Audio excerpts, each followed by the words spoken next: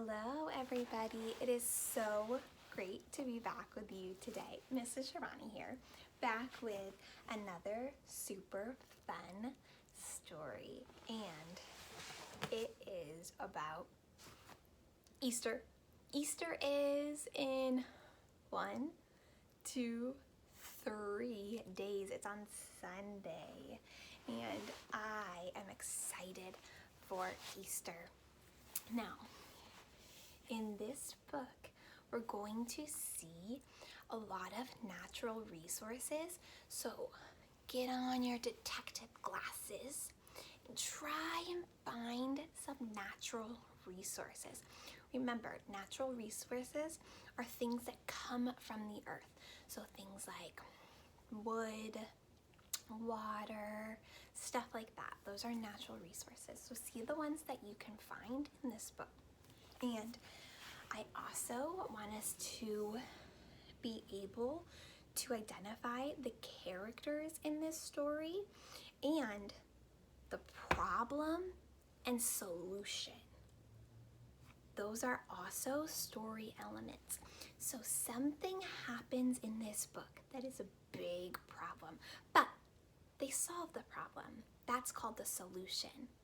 So at the end of the story, we will be able to identify the problem and solution.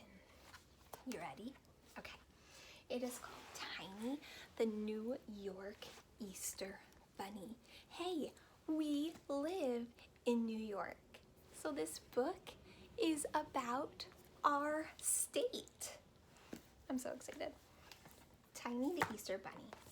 And let's see, the author's name is not on the front cover, and it's not on the spine.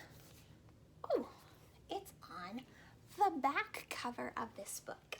It is written by Eric James. That's the author of the story, so they wrote the words, and it's illustrated by Sarah Sanchez. She drew the pictures. Interesting. This information is normally on the front of the book, but it was on the back cover of this book. I'm glad we found it. Tiny, the New York Easter Bunny. Do you see any natural resources on this page? I do. You're going to see a lot of this natural resource.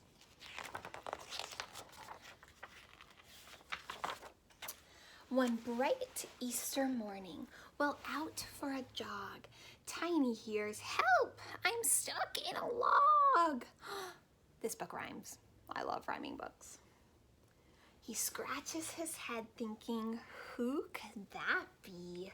It sounded like Fluff. I had better go see. His headband here says Empire State Runner, and they call New York the Empire State. That's a nickname for our state.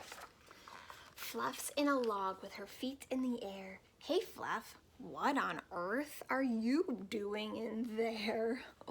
So that must be Fluff. A sad little voice from an echoey space says, I thought this would make a good egg hiding place. You poor Easter bunny, says Tiny while giggling. I'll get you back out. Just hold tight and stop wriggling. The squirrel is saying, what's up? What are you doing? Ooh, I see some beautiful flowers that were planted. Tiny pulls hard using all of his might. He tries and he tries, but his friend is stuck tight. My eggs, sighs poor Fluff. Who will deliver them now? I'll do it, says Tiny. Fluff laughs and asks, how? Don't worry, dear Fluff. Leave it all up to me. I watched you last Easter. How hard can it be? Uh-oh. Can you already identify the problem? The problem is that the Easter Bunny can't go and deliver any eggs. He's stuck in a log. Yikes. This bunny looks funny. Yes, something is wrong. His feet are too big and his nose is too long. His skin isn't furry, it's wrinkled and rough. His tail is too thin and it's not made of fluff. He's traveled through Yonkers and White Plains already. He's all out of puff, and his legs feel unsteady. Oh, it's starting to be another problem. He hops, then he stops, then he hops a bit more, then he stops all the hopping, and he flops to the floor. Hello, squeaks a mouse in his fake bunny ear. Oh my, how you've grown since I met you last year. I'm Marvin, remember? You're running quite late. I'll help if you like.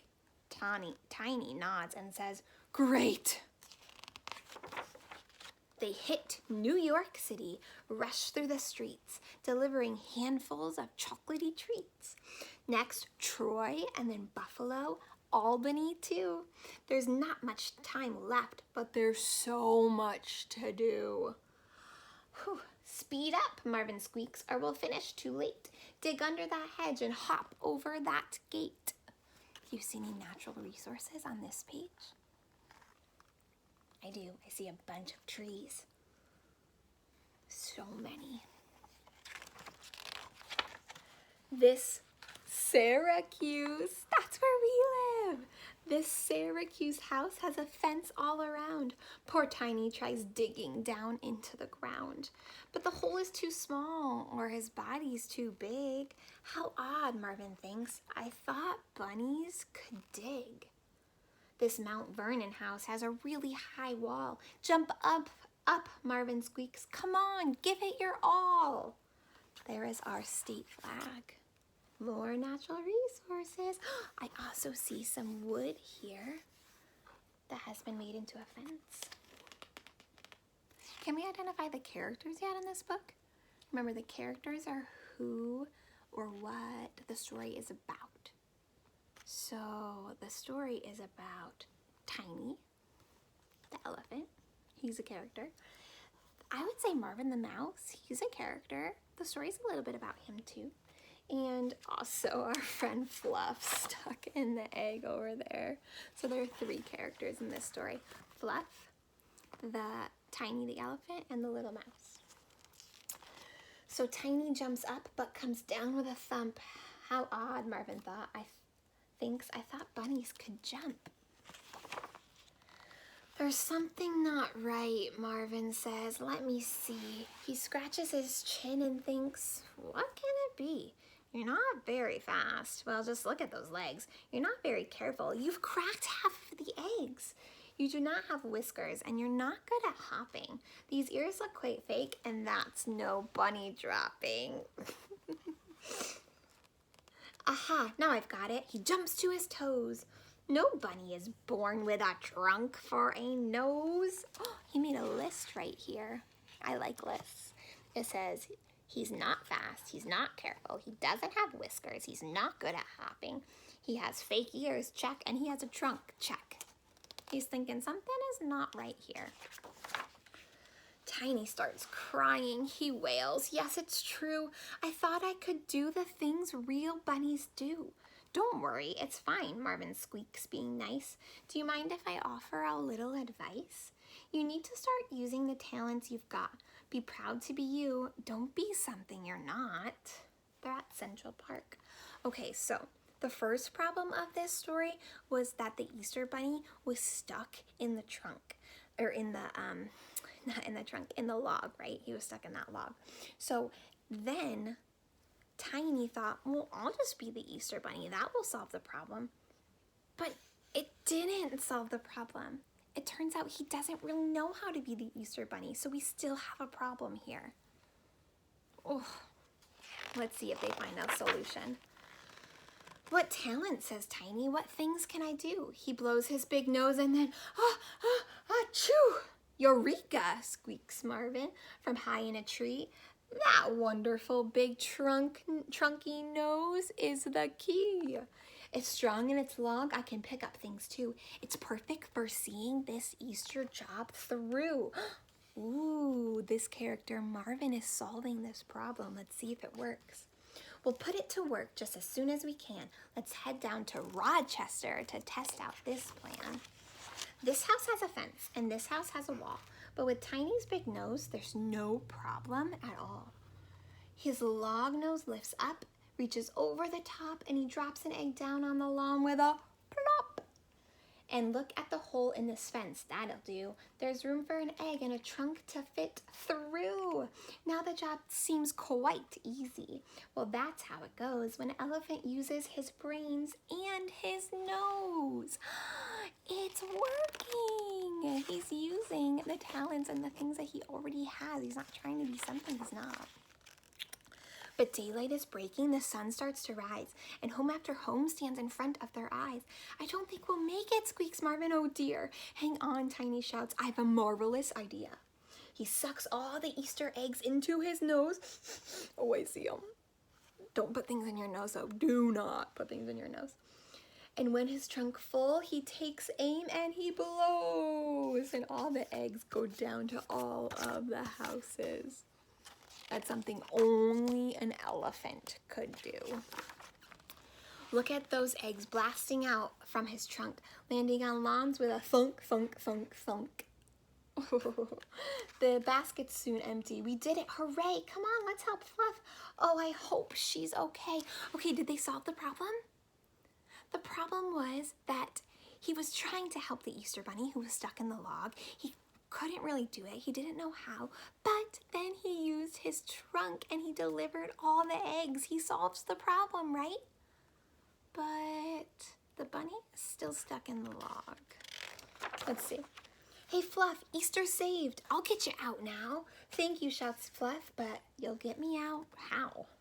At the side of the pond, Tiny dips in his trunk. He drinks and drinks till the water's all drunk. Another natural resource, water. And I did see some water too in Central Park. I saw, oh yeah, right here. There's so much water. I don't know if that's Central Park. Actually, I don't know where this is, but I see some water right here, which is a natural resource as well. Okay, so he's got all this water in his trunk. What's he gonna do?